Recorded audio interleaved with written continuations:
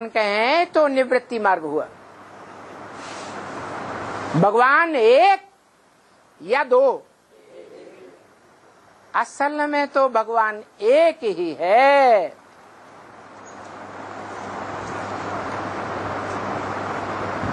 जिसकी मत पर एक न एक दिन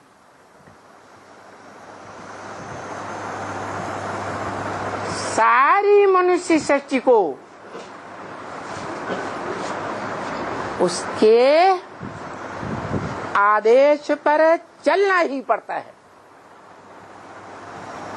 क्या आदेश, क्या महामंत्र?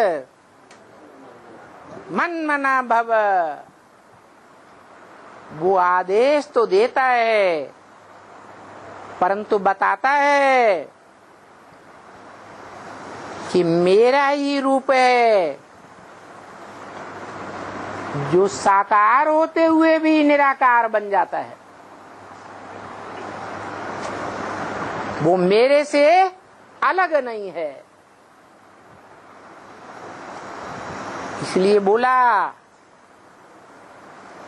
मुसलमान भी बोलते हैं आदम को खुदा मत कहो।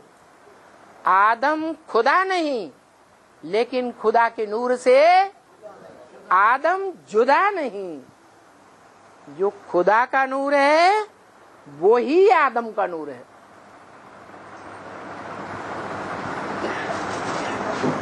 उनको अलग अलग नहीं किया जा सकता। इसलिए बताया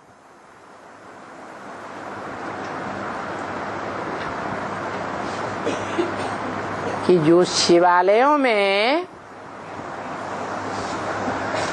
भारत में, देश में, विदेश में जहाँ जहाँ खुदाइयाँ हुई हैं उनमें लिंग मूर्तियां सबसे जास्ती तादाद में मिली। जो इस बात का प्रमाण है कि सृष्टि पर सदा कायम यही रूप है जिसे हम कहें हीरो पाटधारी, जिसकी यादगार भक्ति मार्ग के सात्विक समय में सोमनाथ मंदिर में दिखाई गई थी। क्या दिखाई गई थी? शिवलिंग। पत्थर के लिंग में हीरा जड़ा हुआ था। वो लिंग किसकी यादगार? और बिंदु रूप जो हीरा जड़ा हुआ था वो किसकी यादगार? शिव की यादगार। शिव हीरा मन पत्थर बनता है। हीरा हो या कोई भी रतन हो, वो तो सब पत्थर होते हैं। पत्थर बुद्धि ही बनते भी हैं, लेकिन शिव तो कभी पत्थर बुद्धि नहीं बनता। तो बताओ कि सोमनाथ मंदिर में जो हीरा था वो किस हीरो पाटधारी की यादगार है? हाँ, जो षष्ठी रूपी रंगमंच पर सदा काल का पाटधारी है। जन्म जन्मांतर हीरो पार्ट बजाने वाला है। उसका नाम ही है भारत। अविनाशी खंड जैसे कहा जाता है, ऐसे ही उस भारत खंड का वो चैतन्य पार्टधारी आत्मा अविनाशी है। जिस अविनाशी पार्टधारी के द्वारा अविनाशी रुद्र ज्ञान यज्ञ कुंड की स्थापना की जाती है। यज्ञ कैसा है? अविनाशी, मना उसका कभी विनाश नहीं होता। दुनिया का विनाश होगा, सारी दुनिया इस ज्ञान यज्ञ कुंड में स्वाहा हो जाएगी, लेकिन ये यज्ञ कुंड चालू रहेगा। सतयुग त्रेता में तो देवात्माएं ज्ञान के सार ज्योति बिंदु आत्मा में स्मृति में स्थित होकर रहते ही हैं, लेकिन द्वैतवादी द्वापर युग से भी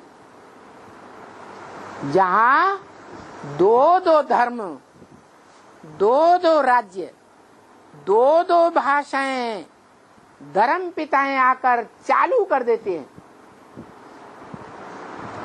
उस द्वैतवादी युग में भी वो आत्मा हीरो पार्टधारी ही पार्ट बजाती रहती है।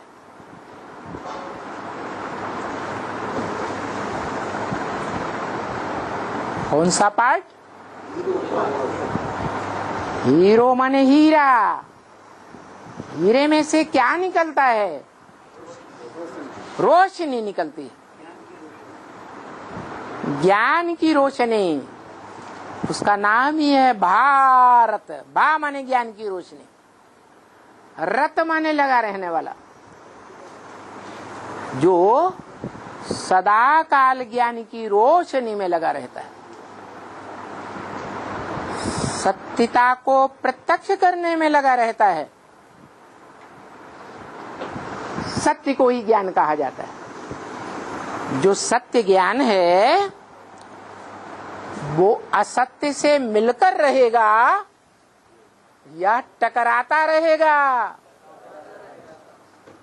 तो जब से द्वैतवादी युग द्वापर शुरू होता है, तब से लेकर झूठ खंड कलयुग तक भी वो आत्मा जो सतयुग के आदि में शास्त्रों में गई हुई है, सत्यवादी राजा हरिश्चंद्र, वो असत्य से टकराती रहती है। सत्य सनातन धर्म एक है, उसका प्रणेता एक है। सत्य एक होता है या अनेक होता है? और झूठ, झूठ के अनेक रूप हो जाते हैं। एक झूठ के पीछे दूसरा झूठ, दूसरे के पीछे तीसरा झूठ। झूठ का अंत ही नहीं दिखाई देता। परंतु झूठ का अंत आखिरी होता ही है।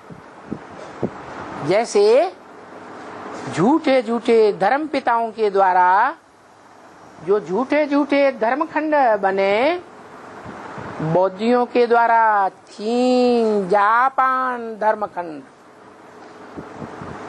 क्राइस्ट के द्वारा यूरोप अमेरिका धर्मखंड, क्रिश्चियन धर्मखंड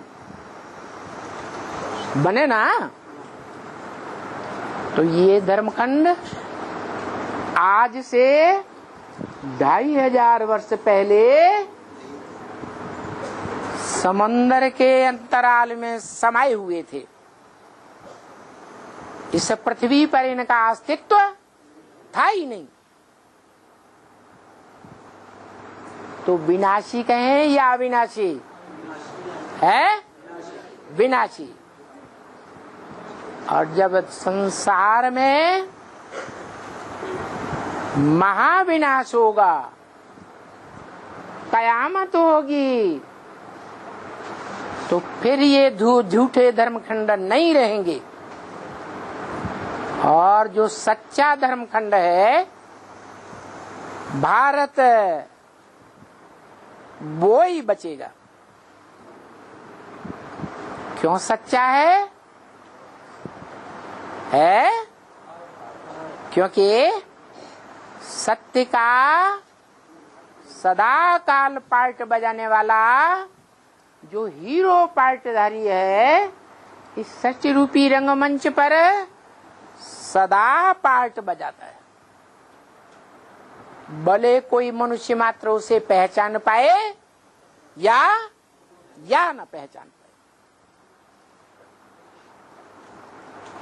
यही कारण है